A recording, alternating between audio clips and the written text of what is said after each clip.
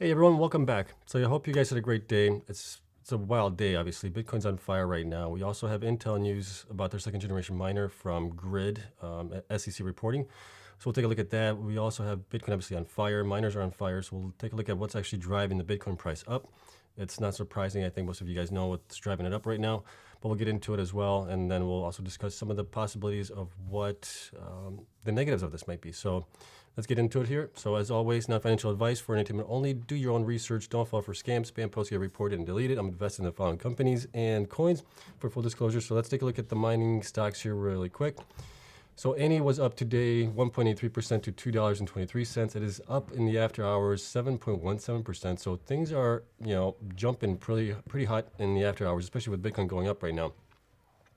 ARGO is also up today 4.53% to 90 cents. BITFARMS was up 14.59% on the day to $3.77. It is up another 5.84% in the after hours to $3.99. CLEANSPARK was up nicely as well today. It is up to $10.60 after it went up 11.81%. It is also up in the after hours to 2.83% up, so it's now up another 30 cents to $10.90. Core Scientific was actually down today 1.92% surprisingly, but in the after hours it is up 5.98% to $9.75. DIGIHOST was up 13.87% to $3.53. It is up another 0.57% in after hours to $3.55. DMG was up 7.32% to 47 cents. HIVE was up 6.18% to $2.04. It is up another 3.92% in the after hours to $2.12. HUT8 was up 6.45% to $6.11 on the day, and then after hours it's up another 8.35% to $6.62. So as you can see, things are just cranking in the after hours here for some of these stocks. Iris Energy is up 3.46 on the day to $14.97 and up another 0.87 to $15.10 in after hours. Marathon was up 9.88% to $25.35 on the day, and then in the after hours it's up another 7.5% to $27.25. And then we got MAWSON here at up 11.35% to $4.22. And Riot, to finish out the pack here, was up 6.23% to $17.23. And then after hours, it's up another 4.88% to $18.07. So we've kind of talked about this before, where the miners go up, 1.52x of what Bitcoin is doing. Obviously, we can see on the chart here on the 1 hour, Bitcoin is on fire right now. And it started basically this morning at around 8 o'clock when the markets kind of opened up, it looks like here in the US.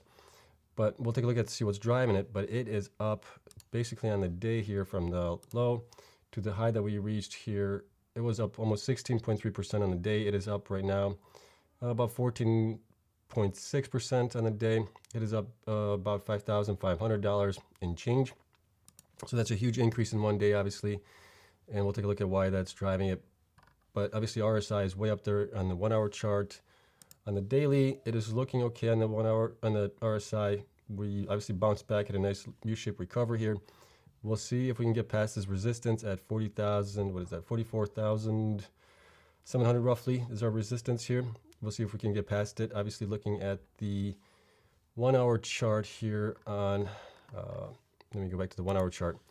On the 1 hour chart, we obviously blew past the 50-day moving average and the 20-day moving average. So now our next resistance after this 44,700 mark is going to be the 200-day moving average here, the blue line. We'll see if we can get above that. But right now, everything is looking pretty good for Bitcoin and Ethereum. Ethereum has gone up a lot as well. You can see Ethereum is now battling with the 50-day moving average here on the 1 hour chart.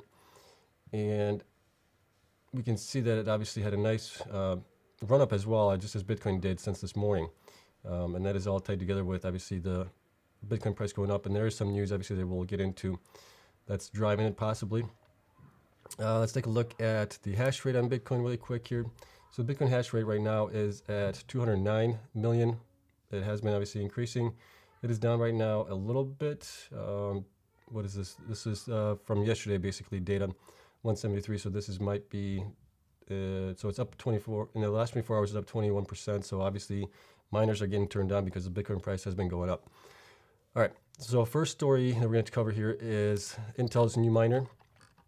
So Intel second generation miner efficiency second only to that of Bitmain's S19 XP. This is from a Grid SEC filing.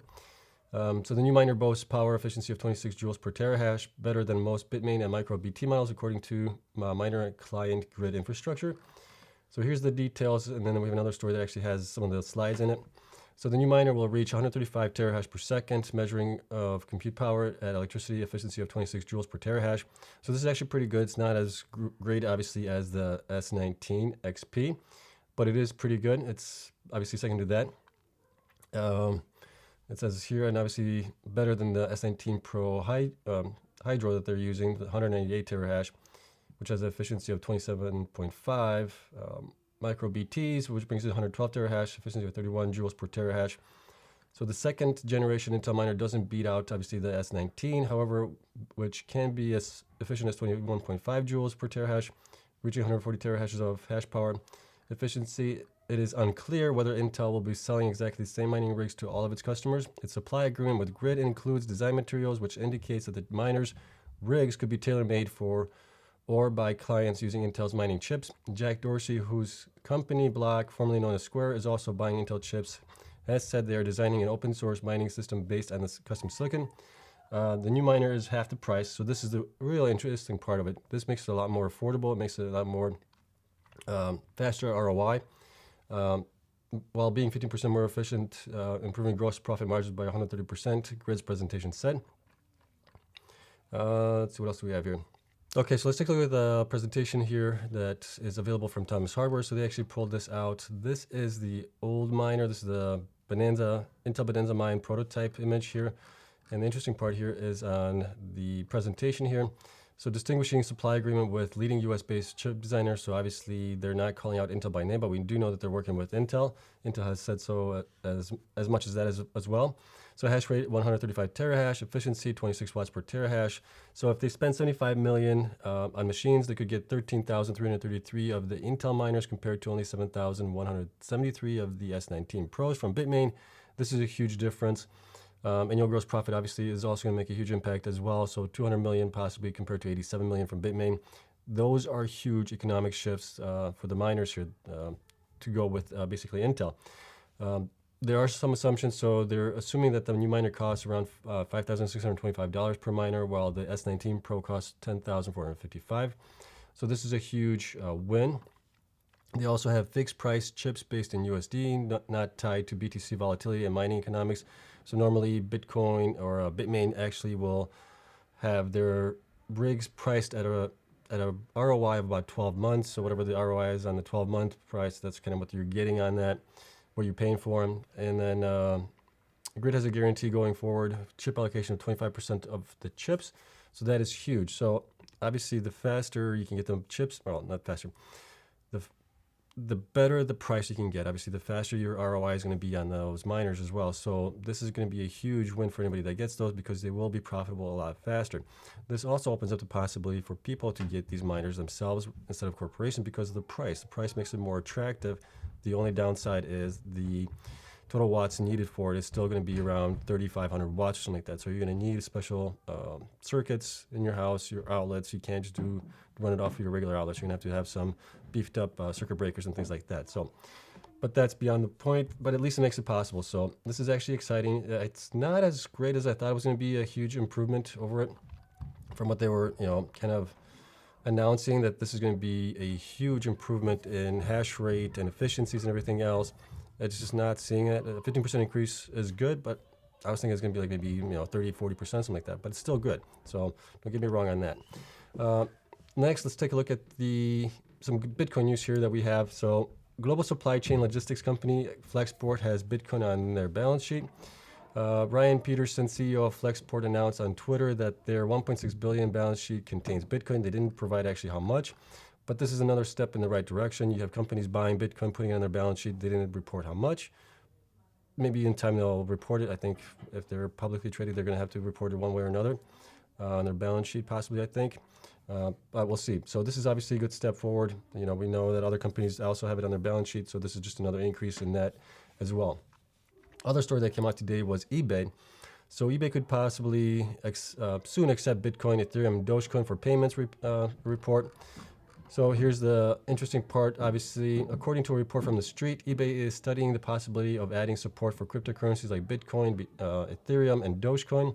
The firm's CEO Jamie Lannon said that eBay could make an official announcement on its upcoming investor day on March 10th. He did say, we're not accepting crypto currently, but on March 10th, we're going to go deeper on all of these things. Payments, advertising are focus categories, he said to the street.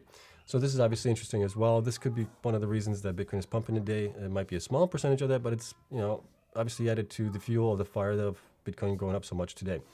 The other reason obviously might be, and we'll get into this, but obviously this is good news. This is bullish, more adoption. You're going to get obviously increased demand on Bitcoin, which is going to increase the price of Bitcoin as well. So this is good. And then this is probably one of the reasons why that Bitcoin is pumping right now. So the ruble denominated Bitcoin volume surges to a 9-month high today.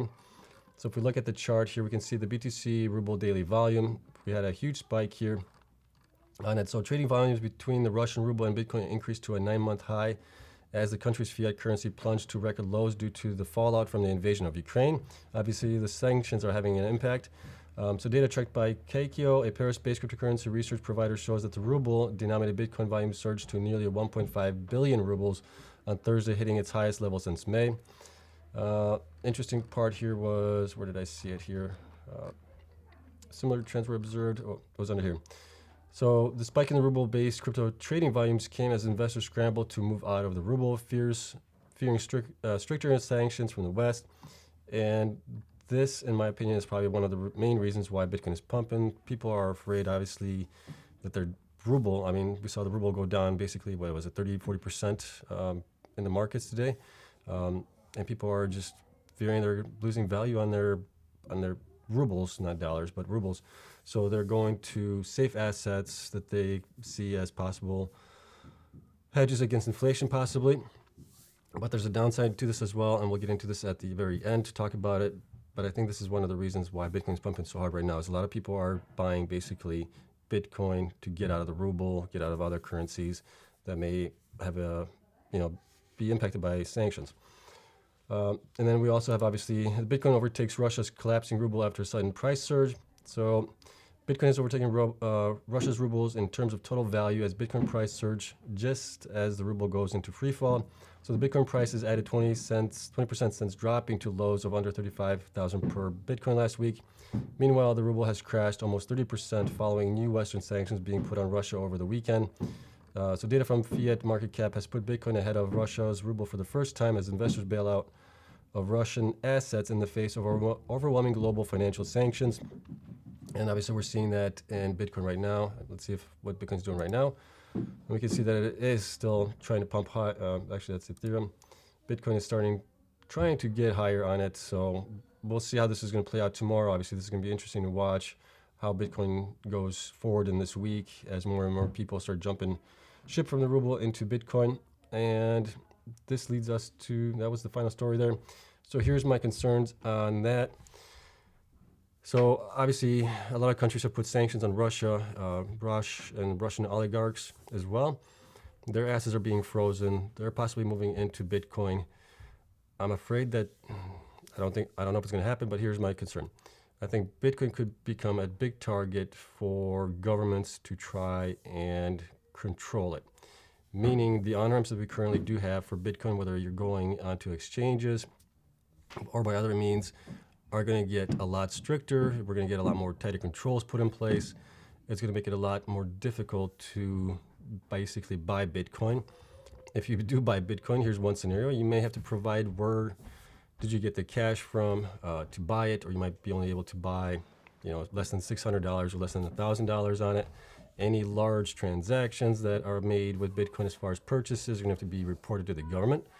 And then basically, I don't know, they're going to put your wallet on a blacklist or something, or on a red list where that is basically blocked off of the exchanges. So the exchanges might get regulated, which is obviously a concern.